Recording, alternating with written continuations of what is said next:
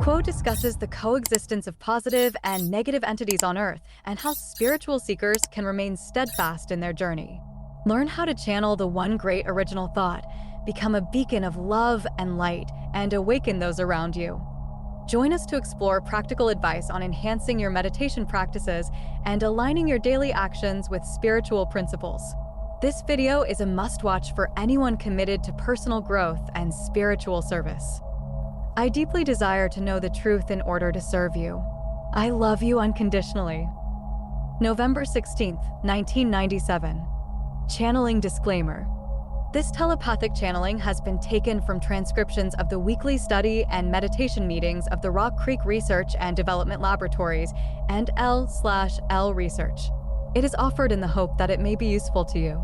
As the Confederation entities always make a point of saying, please use your discrimination and judgment in assessing this material. If something rings true to you, fine. If something does not resonate, please leave it behind, for neither we nor those of the Confederation would wish to be a stumbling block for any. Our question has to do with the harvest and the positive and negative entities who are here with a chance to graduate, so we are seeing a lot of both positive and negative activities and a lot of confusion. Would Quo comment on the situation and how we may respond as spiritual seekers, living as though we might die at any moment, living as spiritual warriors, so that each day could be our last day? Carla channeling. Quo. We are those of the principle known to you as Quo. Greetings in the love and in the light of the one infinite creator whose mystery we worship and whose service is truly our pleasure and our privilege.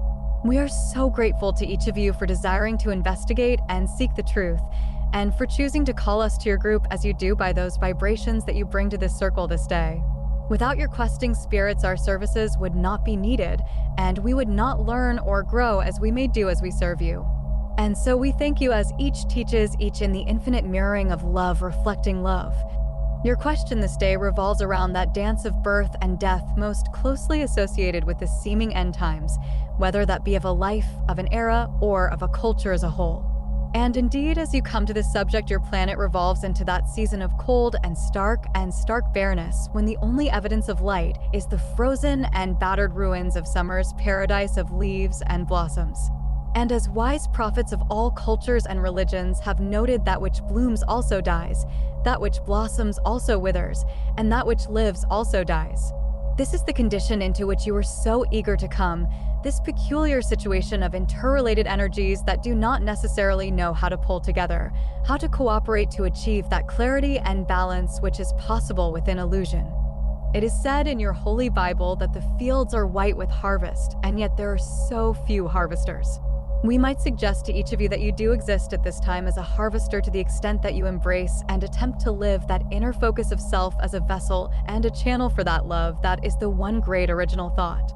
For the harvest of souls that lie among those deeply slumbering upon your earth plane appear as do other sleepers, yet they are sleeping but lightly. It is not to the one who is aggressive as a light bringer, but to the one who simply allows light to flow through the instrument that shall we say, the coincidences fall to bring sleepers whose time has come to awaken into that circle, that gambit, which includes one who is functioning as a light bringer. Each of you may profitably think about the concept discussed within the question of being a spiritual warrior. The term is not exact, for the term, warrior, suggests an enemy, and yet the enemy of the spiritual warrior is the spiritual warrior herself, just as the ally of the spiritual warrior is herself. To the spiritual warrior, all of those outside of the spiritual warrior are reflections of the spiritual warrior. The work which the spiritual warrior does is upon the self, and as the warrior disciplines her personality and finds ways to step out of the way of the one original thought, that entity becomes more and more a bearer of light, a channel through which light may come into the earth plane. And this light, rather than the warrior herself, is the alarm clock which each of you carries and which each of you has as an offering to give to those about you. For each of you has her environment, and as you move through the routines and duties of everyday living, you come within the purview of many entities. It does not matter what you think of these entities or what they think of you in terms of doing spiritual work or of being of spiritual service. For the great service which the spiritual warrior offers is that emptiness of self which allows love to flow freely through the heart chakra and out into the world to bless, to heal, and to awaken deep memories within those whose time has come. We feel that you have a fair grasp of the logic involved in the great evidence of negativity as well as positivity upon the earth scene at this time. The concept of incarnation by seniority by vibration is very helpful when it comes to grasping just how precious the opportunity to be incarnate at this particular time is. For as the one known as Jim was saying, there is a waiting list, shall we say, of entities who wish to enter the earth plane at this time to be of service and to learn spiritual lessons having to do with faith and love, which can only be worked upon within the illusion which completely hides the unity and truth of oneness. That underlies your illusion. For there must be confusion in order for choices to be valid. There must be no way to understand spiritual choice, but rather there must be that growing awakening within to the voice of spirit that tells in concepts greater than words within the silence of the heart the story of love, free will, and the Creator's world. Your earth scene shall continue to be chaotic, and the energies of many somewhat dissimilar cultures, all striving alike for balance, may well create more and more confusion in the physical and societal sense. Yet the spiritual warrior sees each day alike as an opportunity to meet the moment, to give that moment the honor and respect which creates a depth and resonance to that moment. Indeed, you may think of your entire existence as taking place within the twinkling of an eye, for as the Creator breeds creations are born and die. Infinite and everlasting intelligence broods upon itself in unending love, and again it chooses a dance that tells of self to self. And again the Creator sends forth those sparks of self that were created before any world was and will be created after all have gone. And each of you is that spark, each of you part and parcel of the Creator, and your moment is now. We would transfer to the one known as Jim. We leave this instrument in love and light. We are those of Quo. Jim channeling. I am Quo, and I greet each of you again in love and in light through this instrument. We would offer ourselves at this time in the attempt to speak to any further queries which those present may have upon their minds. Is there another query at this time? Carla. I have a question from a reader. He wants to know about a person who is called Adida and is supposedly the returned Christ. What can you tell him about this entity? Quo. I am Quo and am aware of your query, my sister. From your experience with our contact and those of the Confederation, you are well aware that we are most careful in the attempt to maintain each seeker's free will. In many cases, our attempt to do so presents a seeming lack of information for which we apologize, for we do wish to provide that which is helpful to each seeker. In this instance, we would be unable to speak in a specific sense about the entity, Adida, for we are aware that each seeker is seeking that information which is most helpful at this time for the seeker. Many entities seek and await contact with the entity known in your planet's history as Jesus the Christ, for one of the promises, a covenant if you will, which this entity made with those which followed it was that this entity would return in some form to aid in the harvest of souls as this third density illusion finds its end upon this planetary influence. Indeed, those of RA have also spoken of the occurrence of the one known as Jesus speaking through what you have called a channel. That this was to occur has been known by many of your Earth population for a great portion of its history. Thus, when any channel or group suggests that it is in contact with this entity, known as Jesus the Christ, there is a great likelihood that it will gather about it those seekers of truth who gravitate towards this entity's teachings and desire to hear more about them. That entities are willing to make rooms in their hearts and in their minds for the teachings of the one known as Jesus is an helpful thing, for it is the heart of this entity's teachings that each seeker seeks, and that is love.